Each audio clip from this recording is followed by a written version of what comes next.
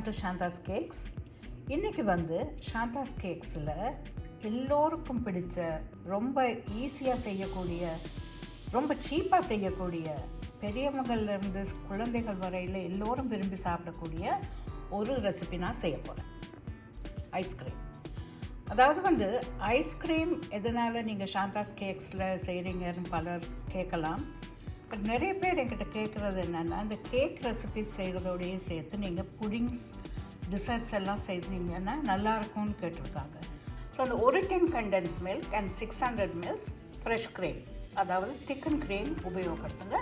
வாசனைக்காக vanilla essence நான் உபயோகப்படுத்துவேன். So இது உண்மையிலேயே ஒரு 2 ingredient ஐஸ்கிரீம். இது எப்படி செய்கிறேன்னு பார்க்கலாம். இப்படியும் ஈஸியாக ஐஸ்கிரீம் செய்ய முடியுமான்னு நீங்கள் ரொம்ப ஆச்சரியப்படுவீங்க. ஸோ அந்த 600 ml ஃப்ரெஷ் க்ரீமை முதல்ல இப்படி ஒரு பெரிய பவுல் எடுத்துக்கோங்க. இப்போ இதை நல்லா நீங்கள் பீட் பண்ணிக்க.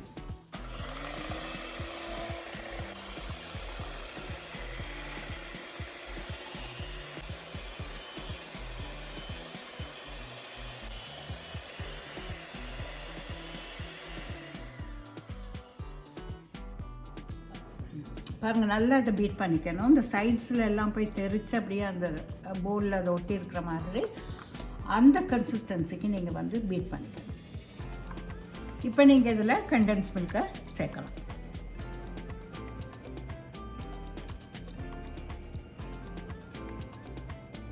இப்போ நீங்கள் இதை மெதுவாக மிக்ஸ் பண்ணணும்.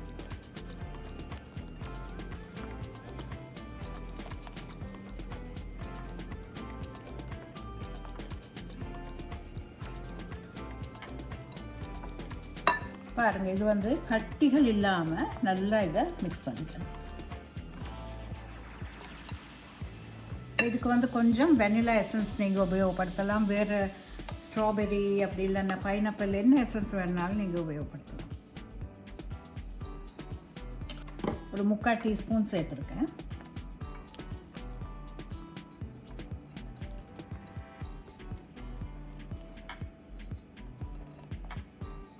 இப்போ ஃப்ரீசரில் வைக்கும்போது ஒரு ஓவர் நைட் வச்சா ரொம்பவே நல்லது. அதெல்லாம் ஒரு 6 இருந்து 8 மணி நேரம் இது கண்டிப்பாக ஃப்ரீசரில் இருக்கும்.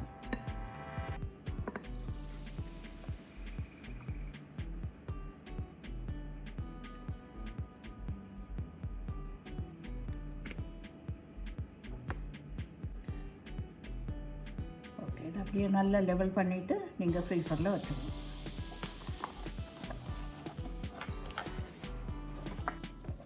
ஐஸ்கிரீம் பாருங்கள் நல்லா செட் ஆகியிருக்கு. ஸோ இதை எப்படி சர்வ் பண்ணலான்னு இப்போ நாங்கள் பார்ப்போம்.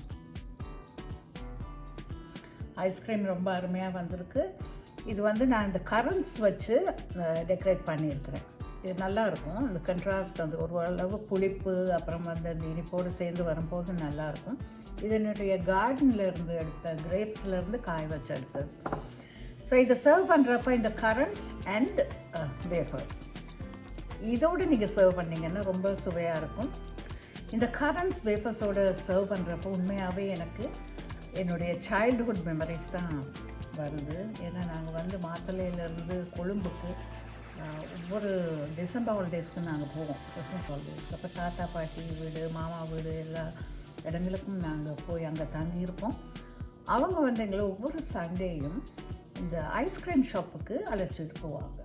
அது பிக்கடெல்லி, இஸ்ரோதுசின்னு 2 ஷாப்ஸ் இருந்தது.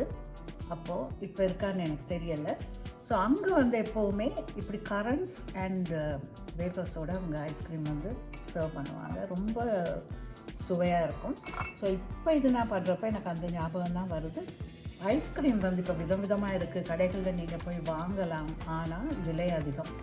இது உங்களுக்கு தெரியும், என்ன இன்க்ரீடியன்ட்ஸ் நீங்கள் பாவிக்கிறீங்கிறது உங்களுக்கு தெரியும் நல்லா. ஸோ அதனால் இதை போல ரெசிபீஸை நீங்கள் தெரிஞ்சு வச்சுக்கணும். ஏன்னா இது அடிக்கடி வீட்டில் தேவைப்படுற ஒரு பொருள். கேக்ஸ் அநேகமாக ஐஸ்கிரீமோடு நாங்கள் சர்வ் பண்ணுவோம். ஸோ அப்படி ஒரு டிசர்ட் சர்வ் பண்ணுற ஒரு அரேஞ்ச்மெண்ட் இருக்கிறதால ஐஸ்கிரீம் இன்றைக்கி நான் சாந்தாஸ் கேக்ஸில் போட்டிருக்கேன்.